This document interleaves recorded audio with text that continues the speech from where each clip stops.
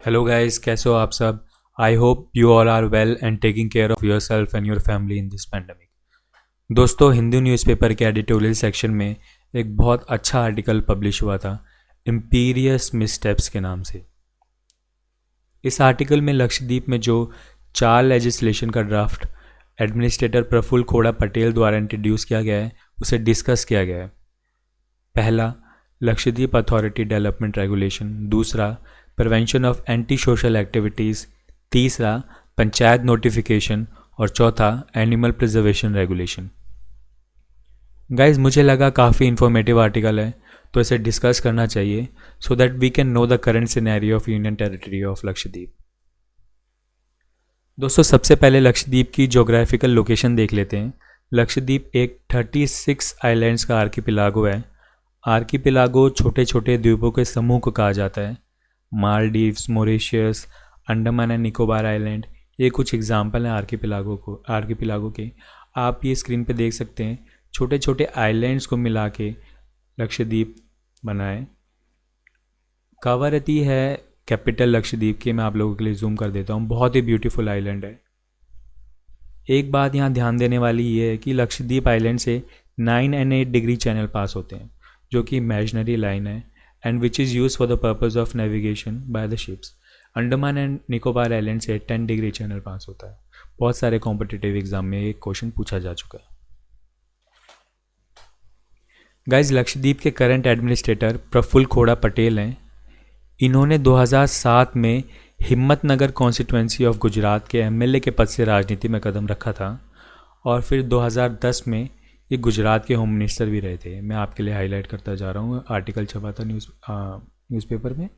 2016 में इन्हें दमन एंड दीव का एडमिनिस्ट्रेटर अपॉइंट किया गया और 2020 में after the merger of Dadra and Nagar Haveli and Daman and Diu as one union territory इनको वहाँ का एडमिनिस्ट्रेटर बनाया गया। 2020 तक दिनेश्वर शर्मा, जो कि एक एक्स आईपीएस ऑफिसर थे, लक्षद्वीप के एडमिनिस्ट्रेटर थे। अनफॉर्चुनेटली दिसंबर 2020 में इनकी मृत्यु हो गई और उसके बाद प्रफुल्ल खोड़ा पटेल को दमन and Diu, Dadar and Nagar Haveli plus Lakshadweep के एडमिनिस्ट्रेटर बना दिया गया। अभी करेंटली प्रफुल्ल खोड़ा पटेल दो यूनियन टेरिटरी के एडमिनिस्ट्रेटर हैं, दमन and Diu, Dadar and Nagar Haveli plus Lakshadweep के। दोस्तों, गौर करने वाली बात यहाँ ये है कि मोस्टली लेफ्टिनेंट गवर्नर या एडमिनिस्ट्रेटर की पोस्ट पर ब्यूरोक्रेट्स को बिठाया जाता है। दिनेश्वर शर्मा, जो लक्षद्वीप के एडमिनिस्ट्रेटर थे, वो एक्स आईपीएस ऑफिसर थे। अनिल बैजल, दिल्ली के lieutenant governor, he was an ex IAS officer और currently lieutenant governor of Andaman and Nicobar island, was the 21st chief of naval staff of Indian navy. आप यहाँ देख सकते हैं, union territory of Andaman and Nicobar की government की ऑफिशियल वेबसाइट है। Admiral DK Joshi, Param Vishisht सेवा मेडल, अति विशिष्ट सेवा मेडल, युद्ध सेना medal, highly decorated military officer हैं। बहुत सारे गैलेंट्री अवार्ड इन्हें मिल चुके हैं। बट यहाँ पे लक्षद्वीप में प्रफुल्ल पटेल, जो कि एक पॉलिटिशियन है, उन्हें एडमिनिस्ट्रेटर बनाया गया है। दोस्तों, प्रफुल्ल खोड़ा पटेल एक कंट्रोवर्शियल फिगर हैं। लास्ट ईयर 2020 में इनका नाम दादर एंड नागर हवेली के member of parliament Mohan Delkar के सुसाइड नोट में था, जिस पर इनके ऊपर मुंबई गवर्नमेंट ने स्पेशल इन्वेस्टिगेशन टीम SIT की जांच भी चलाई थी। गाइस, प्रफुल्ल खोड़ा पटेल का लक्षद्वीप में काफ़ी क्रिटिसिज्म हो रहा है क्योंकि यहाँ जो 4 लेजिस्लेशन का ड्राफ्ट इंट्रोड्यूस किया गया इनके द्वारा, वो वहाँ के इनहेबिटेंट्स को बिल्कुल पसंद नहीं आ रहा है। जैसे कि prevention of anti social activities, जिसे गुंडा एक्ट के नाम से भी जाना जाता है। ऐसा एक एक्ट यूपी में भी है, उत्तर प्रदेश गुंडा कंट्रोल एक्ट 1970 के नाम से। इस गुंडा एक्ट में ऐसे प्रोविज़न है जिसमें किसी इंडिविजुअल को विदाउट पब्लिक डिस्क्लोजर 1 साल तक डिटेन किया जा सकता है बाय द गवर्नमेंट अथॉरिटीज़। अब आप लोगों को लग रहा होगा कि शायद लक्षद्वीप में क्राइम बहुत ज़्यादा है, तो ऐसा नहीं है। Union territory of administration of Lakshadweep की ऑफिशियल वेबसाइट है, दोस्तों आप देख सकते हो। यहाँ पे गवर्नमेंट खुद क्लेम करती है, मैं आप लोगों के लिए हाईलाइट कर देता हूँ।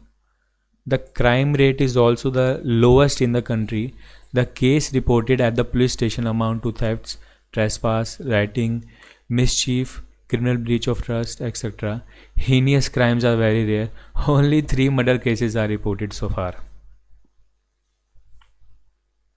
दोस्तों दूसरा है लक्षद्वीप अथॉरिटी रेगुलेशन, जिसमें गवर्नमेंट चाहे तो किसी की भी प्रॉपर्टी उससे किसी भी इंडिविजुअल की प्रॉपर्टी से उसे बेदखल कर सकती है for the purpose of government use of that land. और तीसरा है पंचायत नोटिफिकेशन ड्राफ्ट, जिसमें एक कैंडिडेट जिसके 2 से ज़्यादा बच्चे हों तो वो इनएलिजिबल हो जाएगा to contest for the panchayat election. This is clearly violation of article 21 right to life and personal liberty. Government incentivise कर सकती है बट फोर्स करना ये सही नहीं है। इवन लक्षद्वीप की पॉपुलेशन सिर्फ 70,000 है। Last and fourth, animal preservation regulation 2021। इसमें किसी भी तरह का sale, purchase and consumption of beef is punishable offence up to 7 years with fine up to 5 lakhs। दोस्तों लक्षद्वीप की पॉपुलेशन में 96% पॉपुलेशन मुस्लिम है।